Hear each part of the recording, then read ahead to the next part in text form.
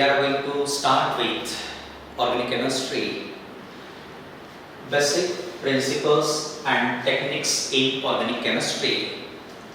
This is nothing but general organic chemistry. This is the very important aspect regarding competitive examination. Competitive examination में कई बार questions पूछे गए हैं based on these topics और generally on an average 2 question पूछे जाते हैं हर साल on this topic. इसलिए इस टॉपिक को अच्छे से पढ़ना जरूरी है. Various aspects are included in same topic, at the same topic. General organic chemistry में कई सारे एस्पेक्ट्स दिए गए हैं. इन सभी एस्पेक्ट्स को थोरोली पढ़ना जरूरी है और यहाँ जो भी टॉपिक्स आप पढ़ोगे उन सभी टॉपिक्स को बाद में यूज करना ही है by studying, by learning organic chemistry. Therefore remember well, जो भी एस्पेक्ट आप यहाँ पढ़ोगे अच्छे से पढ़ना. हम यहाँ पूरे टॉपिक्स को, सभी टॉपिक्स को डिटेल में एक्सप्लेन करेंगे along with various examples so that किसी प्रकार का कंफ्यूजन यहाँ नहीं रहेगा. तो आइए स्टार्ट करते हैं. इंट्रोडक्शन किस प्रकार से रहेगा जनरल ऑर्गेनिक केमिस्ट्री का. वैसे तो बच्चों के मन में का डर होता है कि ऑर्गेनिक केमिस्ट्री हम कैसे पढ़ें. तो ऑर्गेनिक केमिस्ट्री पढ़ते समय कुछ स्टेप्स को भी फॉलो करना पड़ेगा. सबसे पहले तो बेसिक्स को आपको अच्छे से याद रखना पड़ेगा. इसके पहले भी हमने बेसिक्स के कुछ टॉपिक्स लिए हैं. आइसोमेरिज्म हमने आपको पढ़ाया है. देन सैचुरेटेड अनसैचुरेटेड अल्कीन्स ये भी हमने आपको पढ़ाया है. ये सब एस्पेक्ट्स आपको अच्छे से याद रखना है ताकि कंफ्यूजन मिनिमाइज होगा और धीरे-धीरे जैसे आगे बढ़ते जाएंगे, प्रैक्टिस करते जाएंगे, डेफिनेटली जो डर है आपके मन में ऑर्गेनिक केमिस्ट्री का वो भी धीरे-धीरे कम होते जाएगा. तो देखते हैं इंट्रोडक्शन किस प्रकार से रहेगा. हम इंट्रोडक्शन में क्या पढ़ेंगे. तो सबसे पहले हम स्टार्ट करते हैं यहाँ पे ऑर्गेनिक कंपाउंड्स. ऑर्गेनिक कंपाउंड्स किसे कहते हैं. ऑर्गेनिक वर्ड को देखिए यहाँ 2 पार्ट्स है. पहला ऑर्गन, दूसरा ic. Ic means pertaining to. Organ represents living sources. Living sources means plants and animals. तो ऑर्गेनिक का मतलब क्या होगा. obtained from plants and animals which are the living sources, living origins. Therefore Jin compounds को plants और animals से obtain किया गया है उनको नाम दिया organic compounds. The compounds obtain from plants and animals. ये कंपाउंड्स किससे ऑब्टेन किए गए थे. Plants and animals. ऑर्गेनिक क्या इंडिकेट करता है, रिप्रेजेंट करता है living and sources. Living sources कौन से रहते हैं, प्लांट्स एंड एनिमल्स. तो जिन कंपाउंड्स को प्लांट्स और एनिमल्स से ऑब्टेन किया गया है these are called organic compounds. Therefore the compounds obtained from plants and animals are known as organic compounds. तो ये कंपाउंड हमें किससे मिलेंगे, प्लांट्स एंड एनिमल्स से मिलेंगे. उसके बाद बताया गया कि ये जो ऑर्गेनिक कंपाउंड्स है इनको हम लेबोरेटरी में नहीं बना सकते. ऑर्गेनिक कंपाउंड का स्टडी करते समय ये बताया गया, ऑब्जर्व किया गया कि इन ऑर्गेनिक कंपाउंड को लेबोरेटरी में नहीं बनाया जा सकता है. इसके पीछे क्या कारण दिया गया देखो जरा. तो ये जो साइंटिस्ट है बर्जेलियस, इन्होंने एक थ्योरी एक्सप्लेन की. What is the name of theory, vital force theory. ये जो थ्योरी है vital force theory, this was proposed by scientist Berzelius. अब इन्होंने क्या बताया कि ऑर्गेनिक कंपाउंड्स किससे बनते हैं, प्लांट्स एंड एनिमल्स से, जो कि नेचुरल सोर्सेस है. ठीक है. बाद में इन्होंने बताया कि ये नेचुरल सोर्सेस जो होते हैं या ये जो ऑर्गेनिक कंपाउंड्स रहते हैं इनमें एक मिस्टीरियस फोर्स रहता है जिसको बर्जेलियस ने वाइटल फोर्स नाम दिया. बर्जेलियस ने क्या बताया कि ऑर्गेनिक कंपाउंड्स में कौन सा फोर्स रहता है, mysterious force which was named as vital force. Vital मतलब इंपॉर्टेंट होता है. बर्जेलियस ने बताया कि ऑर्गेनिक कंपाउंड में कौन सा फोर्स रहता है, वाइटल फोर्स रहता है. और ऑर्गेनिक कंपाउंड तैयार होते समय only this force is responsible. Organic compound तैयार होने के लिए रिस्पांसिबल कौन सा फोर्स रहेगा? वाइटल फोर्स रहेगा। दिस वाज एक्सप्लेन्ड और प्रपोज्ड बाय बर्जेलियस। बाद में उन्होंने बताया कि ये जो फोर्स है सिर्फ लिविंग ऑर्गेनिज्म में ही एग्जिस्ट होता है, प्रेजेंट रहता है। इसलिए उन्होंने बताया कि ये जो ऑर्गेनिक कंपाउंड्स है इनको हम सिंथेसाइज नहीं कर सकते हैं, लेबोरेटरी में नहीं बना सकते हैं। तो देखिए बस यहाँ बर्जेलियस ने क्या बताया कि सभी ऑर्गेनिक कंपाउंड्स में एक मिस्टीरियस फोर्स रहता जिसको वाइटल फोर्स कहा गया। ऑर्गेनिक कंपाउंड्स तैयार होने का कारण ही कौन क्या रहेगा? वाइटल फोर्स रहेगा। ये वाइटल फोर्स सिर्फ लिविंग ऑर्गेनिजम्स में ही दिखाई देता है। इसलिए हम ऑर्गेनिक कंपाउंड्स को लेबोरेटरी में तैयार नहीं कर सकते, ऐसा बर्जेलियस ने उस समय एक्सप्लेन किया। लेकिन बाद में पता चला वोलर नाम के साइंटिस्ट ने एक नया कंपाउंड बनाया। That compound was urea. Urea किससे बनाया गया? NH4 CNO, इसका नाम अमोनियम साइनेट। NH4 CNO ये कौन सा कंपाउंड है? Ammonium cyanate. इसे हीट किया गया और नया कंपाउंड बनाया गया NH2CONH2, जिसका नाम दिया गया यूरिया। और उसके बाद फिर बताया गया कि organic compounds can be synthesized even in laboratory. Wohler prepared urea. Wohler ने कौन सा कंपाउंड बनाया? यूरिया। किससे बनाया? अमोनियम साइनेट से। और उसके बाद फिर पता चला कि ऑर्गेनिक कंपाउंड्स को भी हम लेबोरेटरी में बना सकते हैं। उसके बाद कोल्बे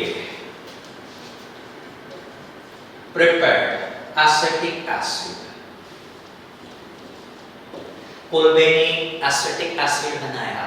ऐसा पहला organic compound which was obtained from elements like carbon and hydrogen। ये पहला ऑर्गेनिक कंपाउंड है एसिटिक एसिड जो एलिमेंट से बनाया गया था, लाइक कार्बन एंड हाइड्रोजन। तो रिमेंबर फिर आपको याद रखना है Kolbe have prepared acetic acid in the laboratory. Then Berthelot, इन्होंने बनाया था मीथेन। इस सभी साइंटिस्ट के नाम along with the names of compounds आपको याद रखना है। बर्टलॉट ने कौन सा कंपाउंड बनाया था? मीथेन। इस प्रकार से देखिए कि बाद में धीरे धीरे जैसे स्टडी आगे बढ़ते गया पता चला कि ऑर्गेनिक कंपाउंड को हम लेबोरेटरी में बना सकते हैं। वोलर ने कौन सा कंपाउंड बनाया? यूरिया। किससे बनाया? अमोनियम साइनेट से। कोल्बे ने कौन सा कंपाउंड बनाया? Acetic acid from its elements। बर्टलॉट prepared methane. इस प्रकार से कई सारे ऑर्गेनिक कंपाउंड्स उसके बाद बनाए गए लेबोरेटरी में। और बाद में इन सभी ऑर्गेनिक कंपाउंड्स का एनालिसिस किया गया तो पता चला कि all these organic compounds contain carbon as essential element। इन सभी ऑर्गेनिक कंपाउंड्स में कौन सा एलिमेंट रहता है? Carbon as an essential element. अब इसका मतलब ये नहीं होता कि ऑर्गेनिक कंपाउंड में सिर्फ कार्बन ही रहेगा, नहीं। कार्बन के अलावा और भी बहुत सारे एलिमेंट्स रहते हैं, like hydrogen, oxygen, nitrogen etcetera. लेकिन यहाँ आपको अच्छे से याद रखना है कि ऑर्गेनिक कंपाउंड में इसेंशियल एलिमेंट कौन सा रहेगा? कार्बन। Therefore, second definition दिया गया है, the compounds containing carbon are known as organic compounds। The compounds containing carbon are known as organic compounds। Remember well, Jin compounds में कार्बन रहता है उनको नाम दिया है organic compounds। एग्जाम्पल लेते हैं, जैसे हमने यहाँ पे लिया methane, acetylene, both of these compound belong to organic compound, ठीक है। CCl4 अगर हम लेते हैं तो इसी भी ऑर्गेनिक कंपाउंड कहेंगे, because this compound is obtained from methane, which is the organic compound। CCl4 को किससे ऑब्टेन किया गया है? मीथेन से, इसलिए हम इसी को ऑर्गेनिक कंपाउंड कहेंगे। But carbon monoxide, carbon dioxide, these are not considered as organic compound because their properties are not similar to properties of organic compounds. इनकी प्रॉपर्टी जो रहेगी वो ऑर्गेनिक कंपाउंड से अलग रहेगी, इसलिए इनको ऑर्गेनिक कंपाउंड्स कंसीडर नहीं किया जाता। Remember well, CO, CO2, these are not considered as the organic compounds. उसके बाद ये जो ऑर्गेनिक कंपाउंड्स होते हैं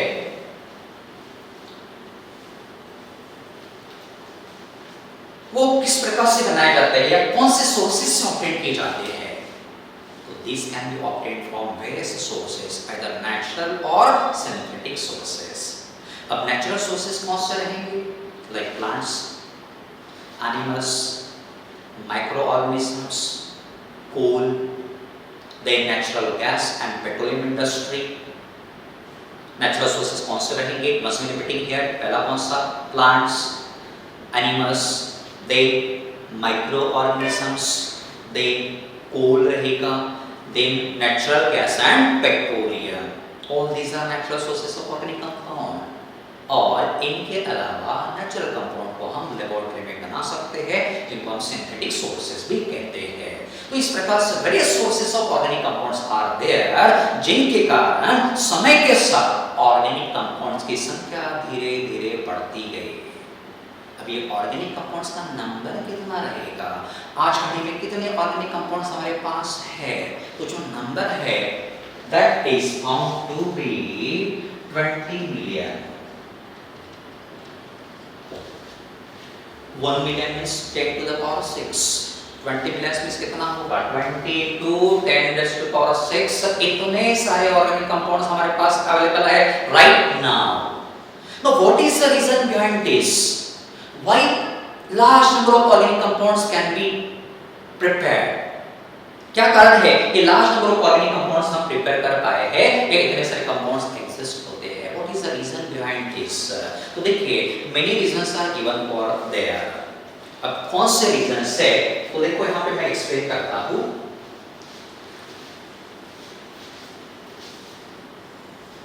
Organic compounds इतने सारे नंबर में कैसे बनते हैं उसके कुछ रीजंस मैं यहां एक्सप्लेन करता हूं। पहला रीजन है टेट्रा वैलेंसी ऑफ कार्बन। अब टेट्रा मींस 4, वैलेंसी कार्बन की कितनी? 4, जिसके कारण क्या होगा? Carbon can combine with the other elements like hydrogen, oxygen, sulphur, nitrogen, chlorine etcetera. तो कार्बन की वैलेंसी 4 है, इसलिए वो दूसरे एलिमेंट के साथ आसानी से कंबाइन होता है। First reason tetravalency. Second reason catenation.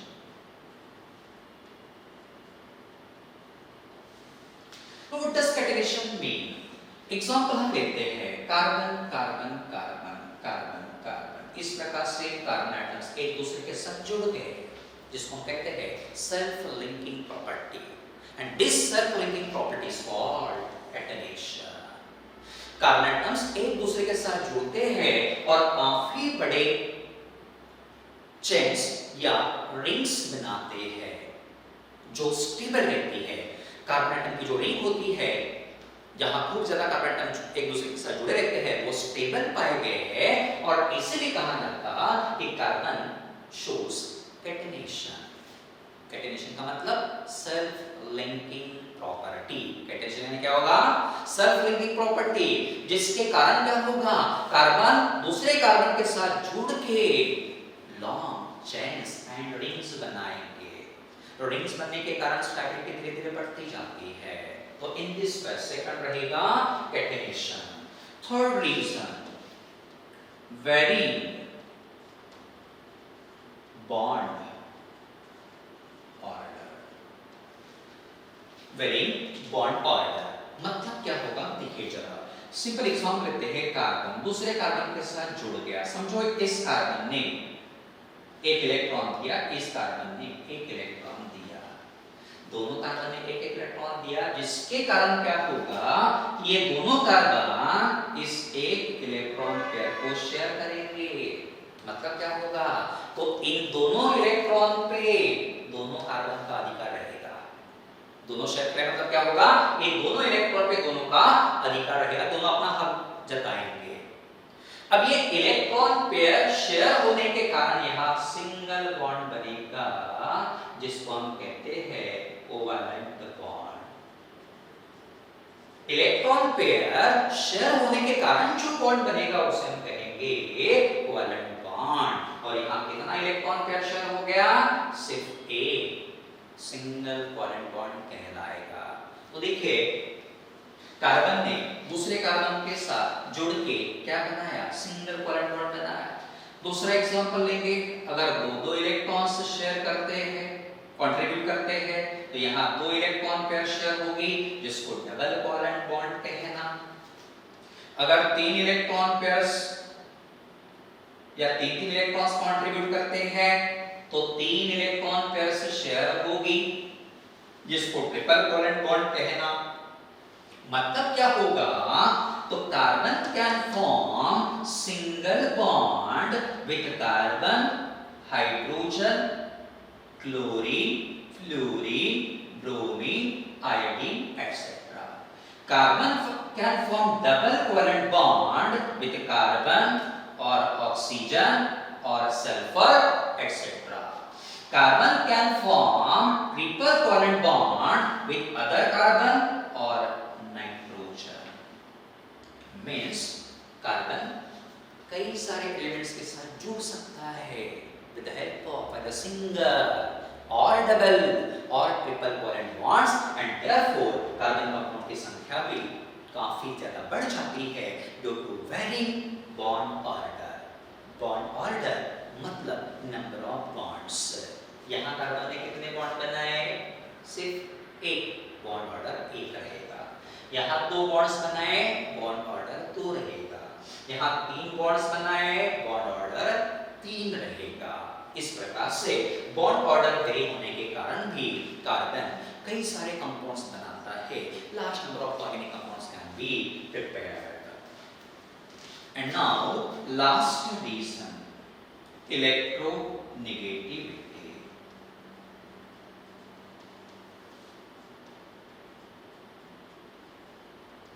Electronegativity.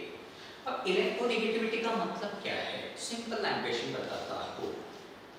तो देखिए जब भी बॉन्ड बनता है, कोवैलेंट बॉन्ड बनता है, तो इलेक्ट्रॉन्स का शेयरिंग होता।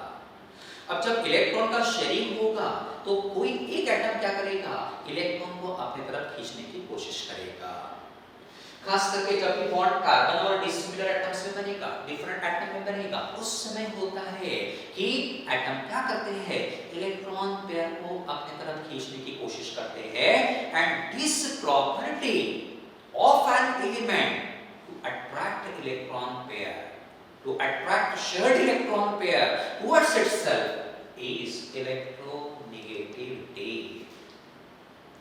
मतलब क्या होगा इलेक्ट्रोनेगेटिविटी का, देखिए जरा, जब भी 2 एटम्स बॉन्ड बनाते हैं शेयरिंग की मदद से, शेयरिंग के द्वारा, उस समय कोई एक एटम क्या कर सकता है, इलेक्ट्रॉन पेयर को अपनी तरफ खींच सकता है। और ये जो टेंडेंसी है जिसके द्वारा ये एटम इलेक्ट्रॉन पेयर को अपनी तरफ खींचेगा, that tendency is called electronegativity. अब ये कार्बन की इलेक्ट्रोनेगेटिविटी कितनी रहेगी, तो कार्बन की इलेक्ट्रोनेगेटिविटी रहती है, आपको अच्छे से याद रखना है, 2.5। What about electronegativity of carbon? 2.5, which is an average value. खूब ज्यादा भी नहीं, खूब कम भी नहीं, इसको मॉडरेट या एवरेज वैल्यू कहते हैं। जिसके कारण क्या होगा, carbon can form the covalent bonds with large number of elements, जिसके कारण कंपाउंड्स की संख्या भी धीरे-धीरे बढ़ती है। तो इसलिए देखिए 4 reasons are given here behind the large number of organic compounds. पहला रीजन कौन सा है, देखिए यहाँ पे लिखा है पहला है टेट्रावैलेंसी, दूसरा catenation, then varying bond order and then electronegativity. ये सभी रीजंस आपको अच्छे से याद रखना है। तो once again I am repeating here in brief. सबसे पहले हमने क्या डिस्कस किया, ऑर्गेनिक कंपाउंड क्या है। तो ऐसे compounds which are obtained from plants and animals, organic compounds. बाद में बसलेस ने बताया कि इन ऑर्गेनिक कंपाउंड्स में मिस्टीरियस फोर्स रहता, जिसको नाम दिया vital force. Theory was named as vital force theory. याद रखना है, this theory was proposed by Berzelius. इन्होंने बताया कि वाइटल फोर्स सिर्फ लिविंग ऑर्गेनिजम्स में ही रहता है।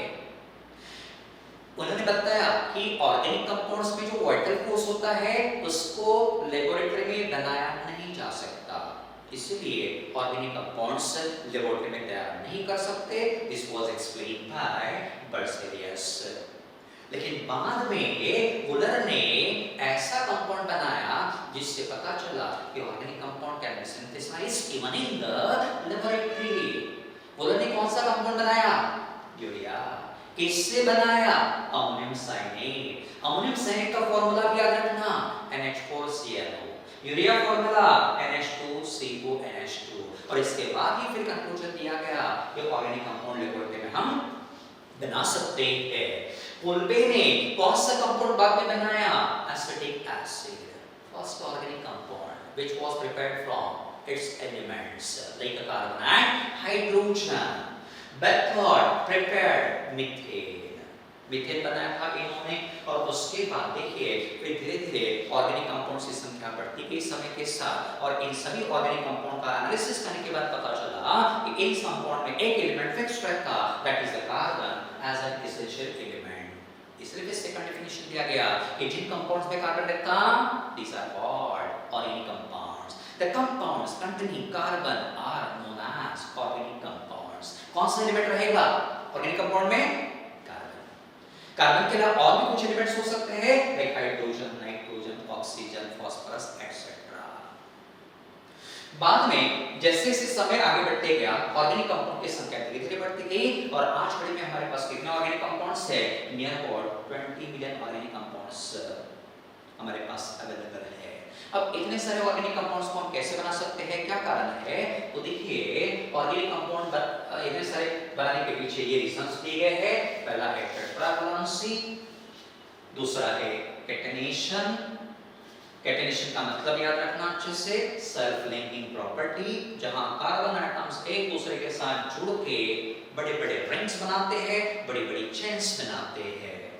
Very bond order, bond order का मतलब दो एटम्स के बीच में रहने वाले बॉन्ड्स। यहाँ एक बॉन्ड है, बॉन्ड ऑर्डर 1 रहेगा, 2 bonds, bond order 2, here bond order is 3।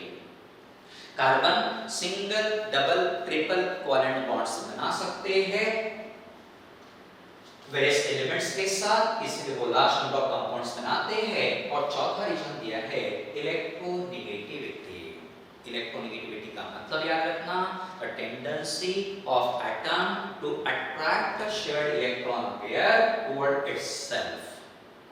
किसी भी एटम की इलेक्ट्रॉन पेयर अपनी तरफ खींचने की जो टेंडेंसी होती है, that is called electronegativity.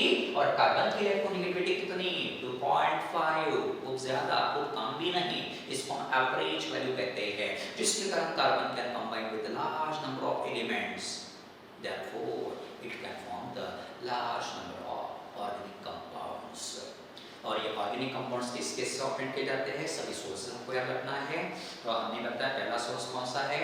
Plants, then animals, then microorganisms, next coal, next natural gas and petroleum industry, and second last जो सोर्स रहेगा that is the synthetic source, जो लेबोरेटरी में हम रिएक्शंस को कैरी आउट करके भी इनको बना सकते हैं। तो आप इन सभी पॉइंट्स को नोट डाउन करेंगे।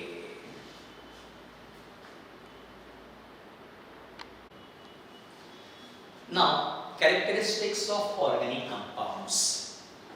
ऑर्गेनिक कंपाउंड्स का डेफिनेशन आपको पता ही है, दो डेफिनेशंस अच्छे से याद करके रखना। पहला कौन सा है बताइए को जरा? The compounds which are obtained from plants and animals are known as organic compounds। Second definition, the organic compounds containing carbon are known as organic compounds. अभी हम डिस्कस करेंगे इनकी कैरेक्टरिस्टिक्स कैसे रहती है। तो देखते हैं वेरियस कैरेक्टरिस्टिक्स हम यहाँ डिस्कस करेंगे। पहला कैरेक्टरिस्टिक, तो देखो डेफिनेशन में पता चल गया कि ऑर्गेनिक कंपाउंड में कौन सा एलिमेंट रहता, कार्बन। तो यहाँ इसेंशियल एलिमेंट कार्बन रहेगा और इनके अलावा हाइड्रोजन रहता ही है, ऑक्सीजन रह सकता, नाइट्रोजन, सल्फर, फास्फोरस, इस प्रकार से कई सारे एलिमेंट्स यहाँ रह सकते हैं। तो पहला कैरेक्टरिस्टिक एसेंशियल एलिमेंट कौन सा रहेगा, कार्बन। इसके अलावा और कौन से एलिमेंट्स रहेंगे, hydrogen, oxygen, nitrogen, sulphur, phosphorus, या एक और भी बहुत सारे एलिमेंट्स हो सकते हैं। First characteristic essential element carbon. Along with carbon they may contain hydrogen, oxygen, nitrogen, sulfur, phosphorus, etc. Second characteristic, they form. अब ये ऑर्गेनिक कंपाउंड्स जो होते हैं उनमें कौन से बॉन्ड्स रहते हैं, तो याद रखना 99.9% ऑर्गेनिक कंपाउंड में कोवैलेंट बॉन्ड्स रहते हैं।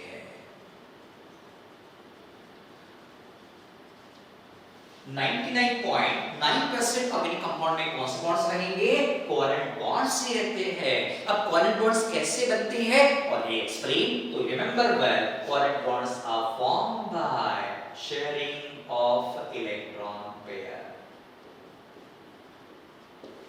Covalent bonds are formed by sharing of electron pairs. Therefore, the bonds formed by sharing of electron pairs are known as covalent bonds.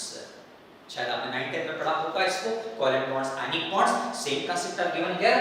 Covalent bonds कैसे बनते हैं, by sharing of electron pair. अब कितनी electron pair share हो सकती है, minimum 1, तो बनेगा सिंगल कोवैलेंट बॉन्ड। 2 शेयर होती है तो डबल कोवैलेंट बॉन्ड, 3 शेयर होती है तो ट्रिपल कोवैलेंट बॉन्ड, 3 से ज्यादा पॉसिबल नहीं, minimum 1, maximum 3 electron pairs can be shared. Second characteristics, they contain covalent bonds which is formed by, कैसे बनता है, sharing of electron pairs. Minimum कितना इलेक्ट्रॉन पेयर शेयर हो सकता है, सिंगल। मैक्सिमम कितना शेयर होगा, 3 इलेक्ट्रॉन पेयर शेयर हो सकता है कोवैलेंट बॉन्ड। सेकंड, थर्ड, दे शो कैटेनेशन। कैटेनेशन का मतलब ऑलरेडी आपको बताया गया है, सेल्फ लिंकिंग प्रॉपर्टी, जिसके कारण carbon large number of large chains बनाएगा, काफी बड़े-बड़े रिंग्स बनाएगा। तो आपको याद रखना है catenation one of the important property of organic compounds, they exhibit catenation. Next is they show isomerism. Isomerism भी ऑलरेडी हमने एक्सप्लेन किया है, एक एग्जांपल हम ले लेंगे, CH3 CH2 CH2 CH3 और यहाँ CH2 CH CH3 CH3। यहाँ मॉलिक्यूलर फॉर्मूला आपको मिलेगा C4, count the number of hydrogen, H10। यहाँ मिलेगा C4H10, दोनों का मॉलिक्यूलर फॉर्मूला सेम, लेकिन यहाँ carbon chain split, here is branched, means structures of both the compounds are different. दोनों कंपाउंड का स्ट्रक्चर कैसा है, डिफरेंट, इसीलिए आइसोमर्स कहना। Same molecular formula but different structures, compounds are called isomers, phenomenon isomerism. Remember well, organic compounds show isomerism, important characteristic, ये भी important है। तो फोर्थ कैरेक्टरिस्टिक कौन सा रहेगा, they exhibit isomerism. Number 5, polymerisation भी ये दिखाएंगे। What does polymerisation mean, example देते हैं, CH2 डबल बॉन्ड CH2। अब देखो जरा, यहाँ पे हमने ये छोटा मॉलिक्यूल लिया है, छोटा मॉलिक्यूल कितनी संख्या में हम लेंगे, यहाँ n लिखा है, n अनसर्टन रहेगा, फिक्स नहीं रहेगा।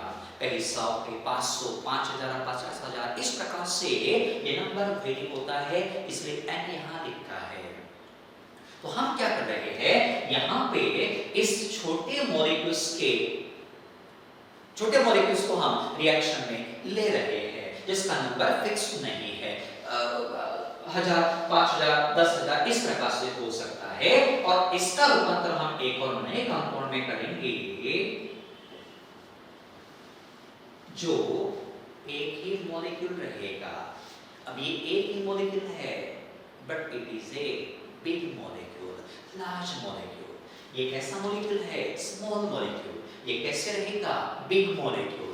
यहाँ कितने सारे मॉलिक्यूल रहेंगे, लार्ज नंबर ऑफ मॉलिक्यूल्स, लेकिन यहाँ कितना बनेगा, ओनली वन मॉलिक्यूल। तो ये जो प्रोसेस है जिसमें large number of small molecule join with each other to form a big molecule is called polymerization. Poly means many and mer means unit. Many units का मतलब क्या होता है, तो यहाँ खूब सारे छोटे मॉलिक्यूल एक दूसरे के साथ जुड़ जाएंगे और एक ही बड़ा मॉलिक्यूल बनाएंगे। Process called polymerization. Therefore, the process in which large number of small molecules join with each other to form a big molecule is known as polymerization. कितने जुड़ेंगे, large number।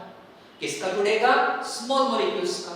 क्या बनेगा, big molecule। प्रोसेस को कहना polymerization, which is the characteristic of organic compound.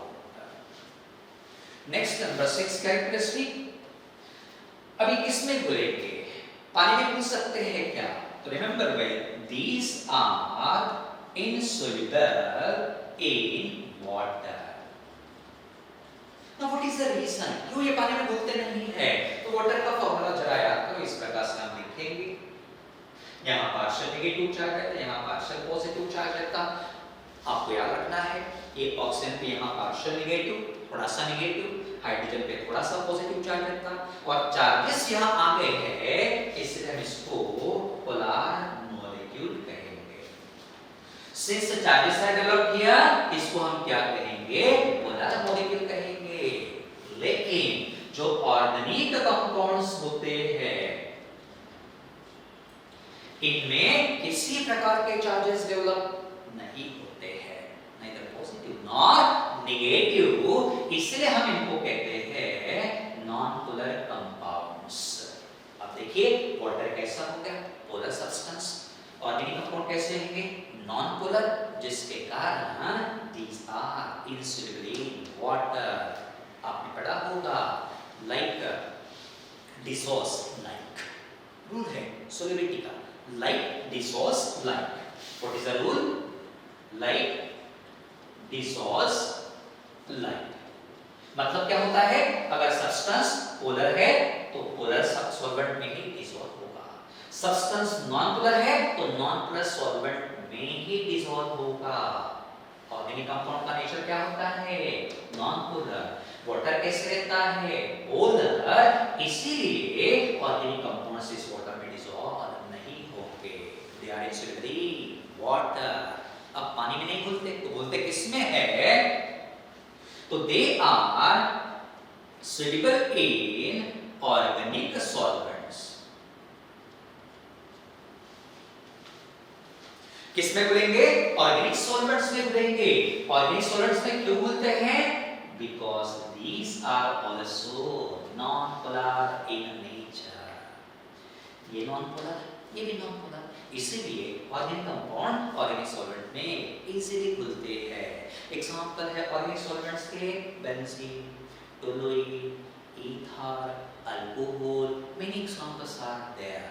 Therefore remember well organic compounds are insoluble in water but soluble in organic solvent। Sixth characteristic। Seventh characteristic, इनका melting point and boiling point कैसे रहेगा।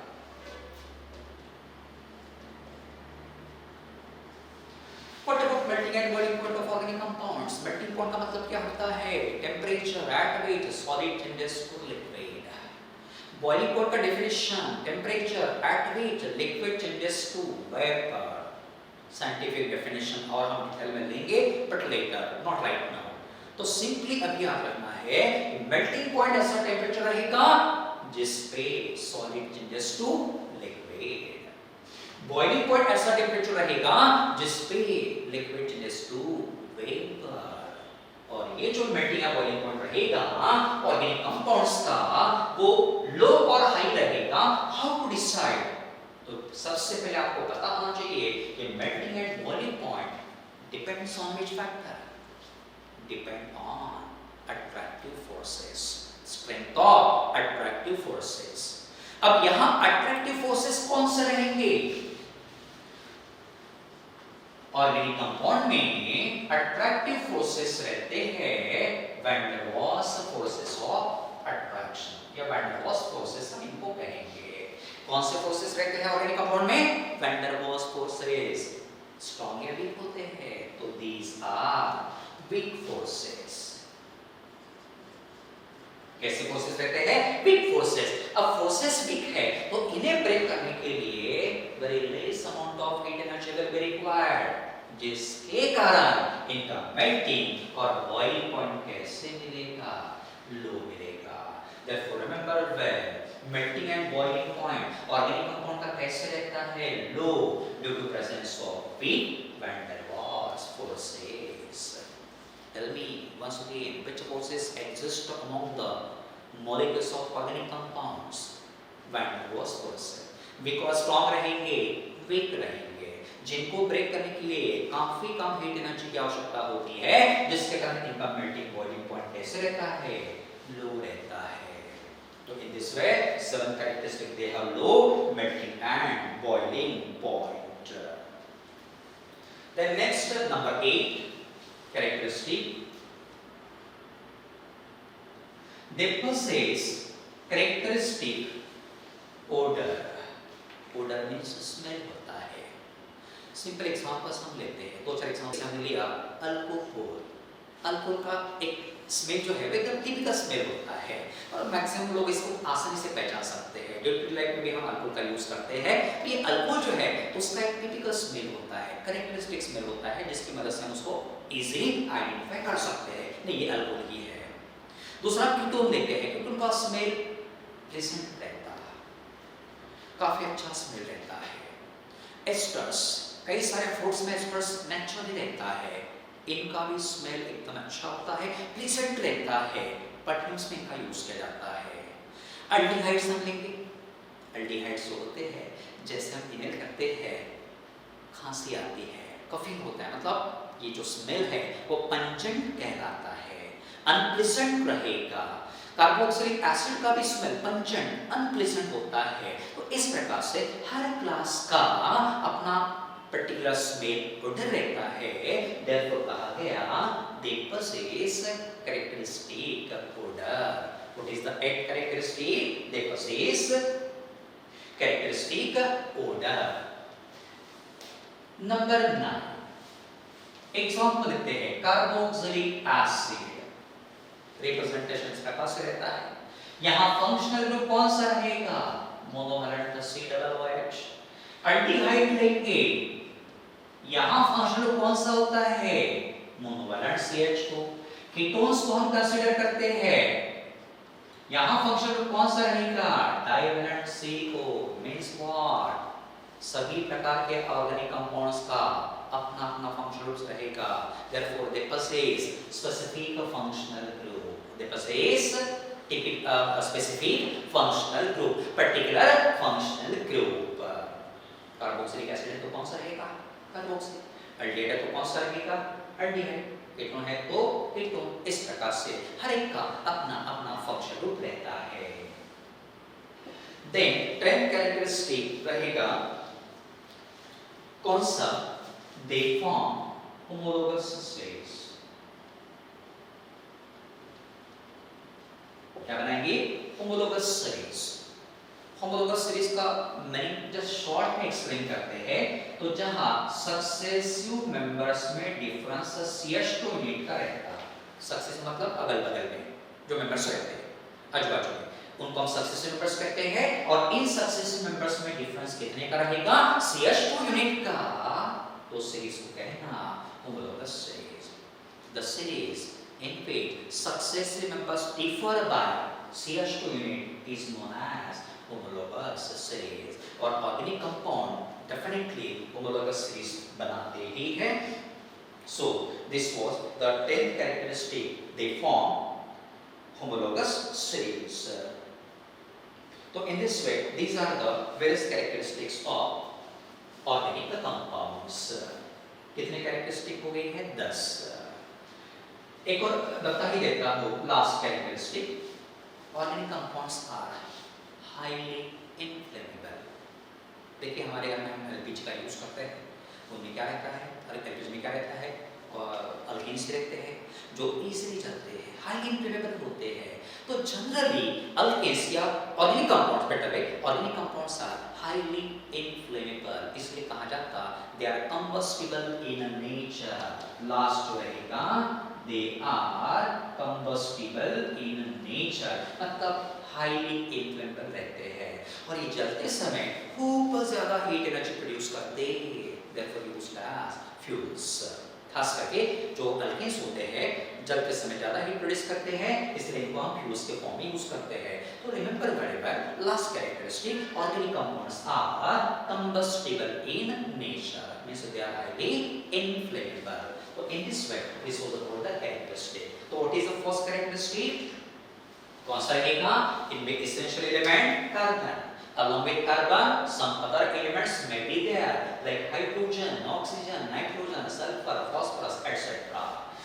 ये कौन सा bonds बनाएंगे? Covalent bonds। ऐसा bond which is formed by sharing of electron pairs।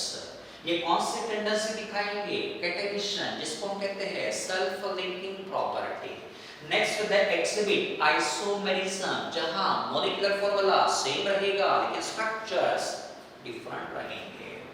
Then polymerisation भी ये दिखाते हैं जिसमें खूब सारे छोटे मॉलिक्यूल्स एक दूसरे के साथ जुड़ते हैं और एक ही बड़ा मॉलिक्यूल बनाते हैं।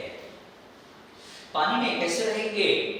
नहीं घुलेंगे बट soluble ऑर्गेनिक सॉल्वेंट्स।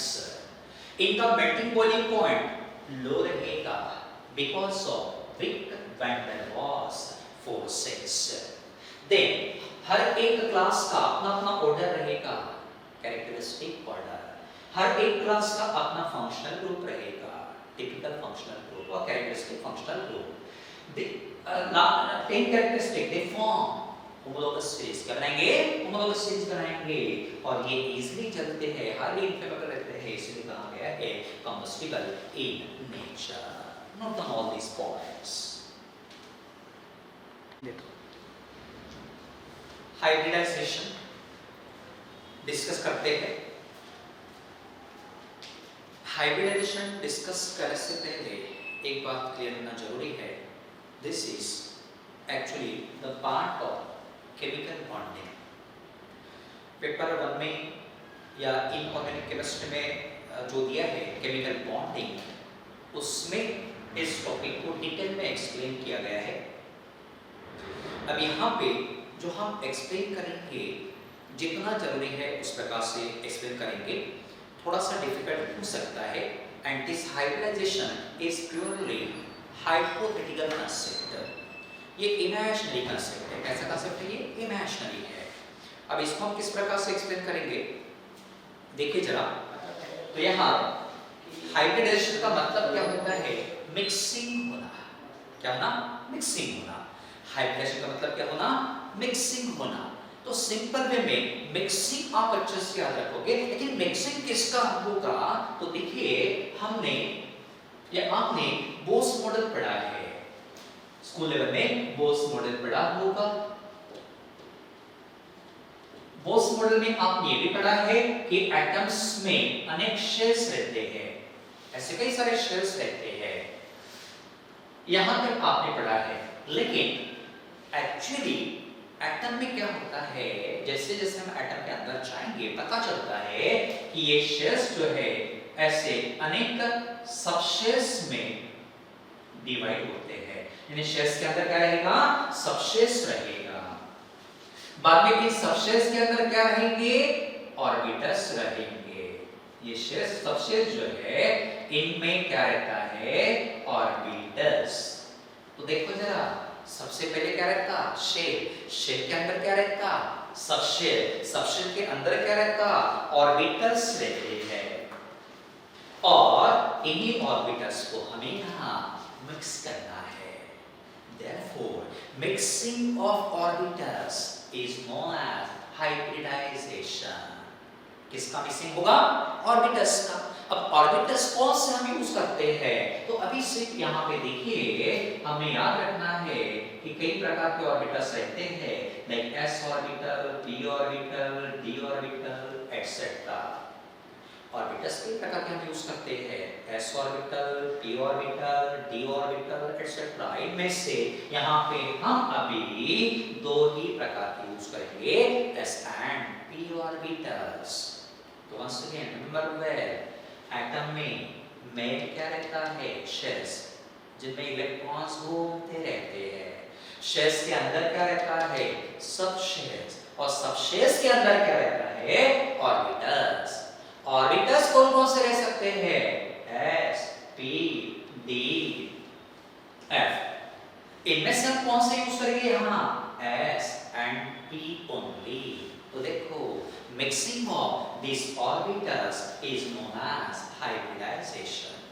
तो देखिए exactly definition किस प्रकार से रहेगा, mixing and recasting। अब मिक्सिंग को समझ में आया, रिकास्टिंग का मतलब क्या होगा, तो यहाँ हम क्या करते हैं, इन ऑर्बिटल्स को नए फॉर्म में रखते हैं, मतलब नेचुरली होगा जो भी होगा, इन ऑर्बिटल्स को नए फॉर्म में रखा जाता है, इसलिए रिकास्टिंग। इन ऑर्बिटल का शेप बदल जाता है, इनको नया शेप मिलता है मिक्सिंग होते समय, इसलिए recasting of atomic orbitals. Atomic orbitals यानी कौन से ऑर्बिटल्स रहेंगे, sp etcetera, of isolated atom. अब आइसोलेटेड एटम का मतलब सिंगल एटम। कार्बन है तो कार्बन की ऑर्बिटल का मिक्सिंग होगा, बोरॉन है तो बोरॉन के ऑर्बिटल का मिक्सिंग होगा, लेकिन कभी कार्बन और हाइड्रोजन ऐसे दो डिफरेंट एटम के ऑर्बिटल का मिक्सिंग नेवर पॉसिबल। सिर्फ एक ही एटम के ऑर्बिटल का मिक्सिंग होता, इसलिए isolated atom to form new equivalent hybrid orbitals. To form new equivalent hybrid orbitals is known as hybridization। अब हाइब्रिड ऑर्बिटल्स का मतलब क्या होता है, तो जब हम इन ऑर्बिटल्स को मिक्स करेंगे, कुछ नए ऑर्बिटल्स बनेंगे, जो भी नए ऑर्बिटल्स बनेंगे उनको कहना हाइब्रिड ऑर्बिटल्स। इक्विवेलेंट क्यों कहा गया है, क्योंकि इन सभी हाइब्रिड ऑर्बिटल्स की एनर्जी सेम रहती है, इन सभी हाइब्रिड ऑर्बिटल का शेप भी सेम रहता है, इसलिए इक्विवेलेंट। तो what does hybridisation mean, the mixing and recasting of atomic orbitals of isolated atom to form new equivalent hybrid orbitals। अब ये हाइब्रिडाइजेशन कितने प्रकार का हम यहाँ पढ़ेंगे, 3 प्रकार का। फर्स्ट कौन सा रहेगा, sp3 हाइब्रिडाइजेशन।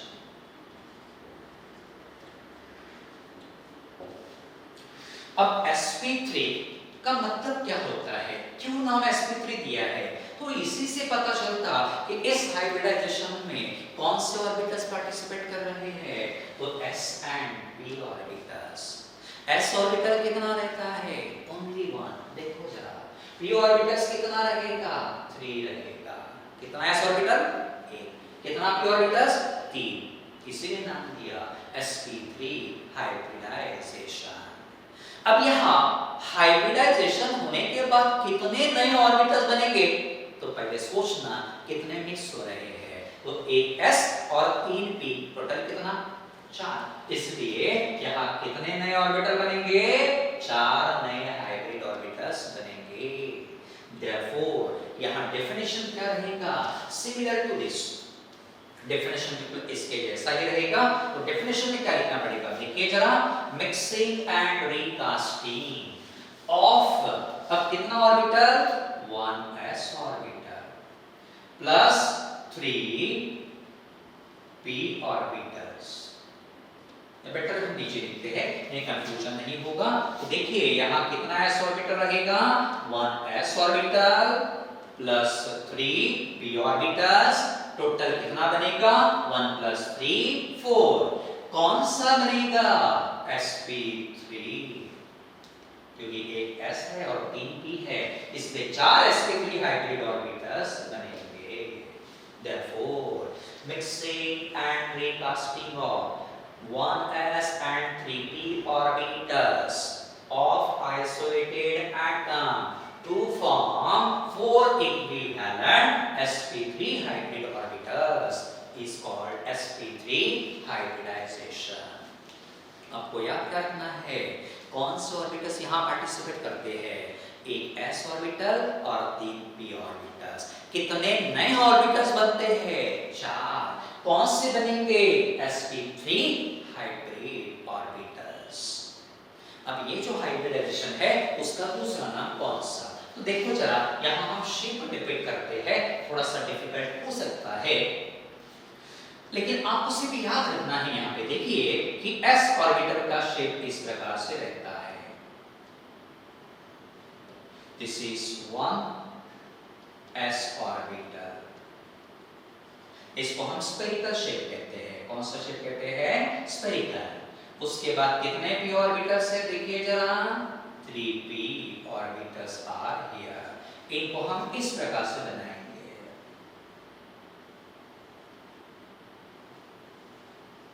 3p ऑर्बिटल्स, इसको हम डम्बेल शेप कहते हैं। ये कौन सा शेप? स्फेरिकल। ये कौन सा शेप? Dumbbell shape. यहाँ कितने ऑर्बिटल? 1। यहाँ कितने ऑर्बिटल? 3। अब इनका मिक्सिंग होगा, रिकास्टिंग होगा, जिसको हम हाइब्रिडेशन कहते हैं, और हमें नए ऑर्बिटल्स मिलते हैं। कौन से मिलेंगे?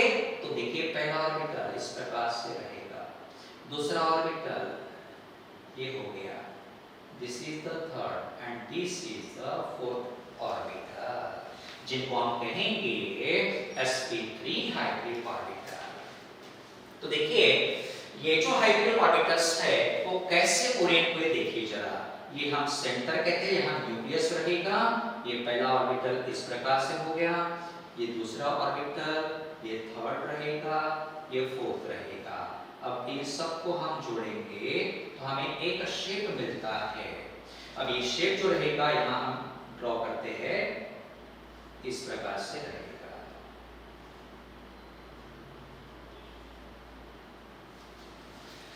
This shape has 4 sides. कितनी साइड्स होती है? 4 साइड्स होती है। यहाँ पे 4 साइड्स होती है, इसीलिए इसको नाम दिया है tetra, means 4, hadron means sides. 4 sides होती है, इसलिए इस शेप को नाम दिया है टेट्राहेड्रन। और ये हाइब्रिड ऑर्बिटल जो दिख रहे हैं आपको, वो इस टेट्राहेड्रन के 4 कॉर्नर के द्वारा दिख रहे हैं। देखिए जरा, ये हाइब्रिड ऑर्बिटल कैसे ओरिएंट हुए हैं? Along the 4 corners of tetrahedron. इसीलिए इसको दूसरा नाम दिया है टेट्राहेड्रल हाइब्रिडाइजेशन। तो sp3 हाइब्रिडाइजेशन को ही क्या कहा जाता? Tetrahedral hybridisation. क्यों? क्योंकि यहाँ चारों हाइब्रिड ऑर्बिटल्स कैसे ओरिएंट होते हैं? Along the corners of tetrahedron, along the corners of tetrahedron. उसके बाद यहाँ कोई भी 2 ऑर्बिटल्स हम लेंगे, आइदर दिस 2 ऑर्बिटल्स और दिस टू ऑर्बिटल्स और दिस टू ऑर्बिटल्स, इनमें एंगल कितना रहेगा 109 डिग्री 28 मिनट्स। याद रखना है किसी भी दो हाइब्रिड ऑर्बिटल में जो एंगल रहेगा that is 109 degree 28 minute fixed रहेगा। देन ये जो sp3 है उसमें परसेंट ऑफ s कैरेक्टर कितना, कैसे निकाला परसेंट ऑफ s कैरेक्टर? तो इसमें कितने s ऑर्बिटल है बताइए तो जरा, only one. Total number of orbitals कितने रहेंगे 1 + 3 4 into 100 कितना 25। परसेंट ऑफ s कैरेक्टर 25 मिल गया, तो परसेंट ऑफ p कैरेक्टर कितना रहेगा? परसेंट ऑफ p कैरेक्टर कैसे निकालना? नाउ सिंपल है, 100 - 25 आपको मिलेगा 75%। इस प्रकार से percent of s character 25, percent of p character 75।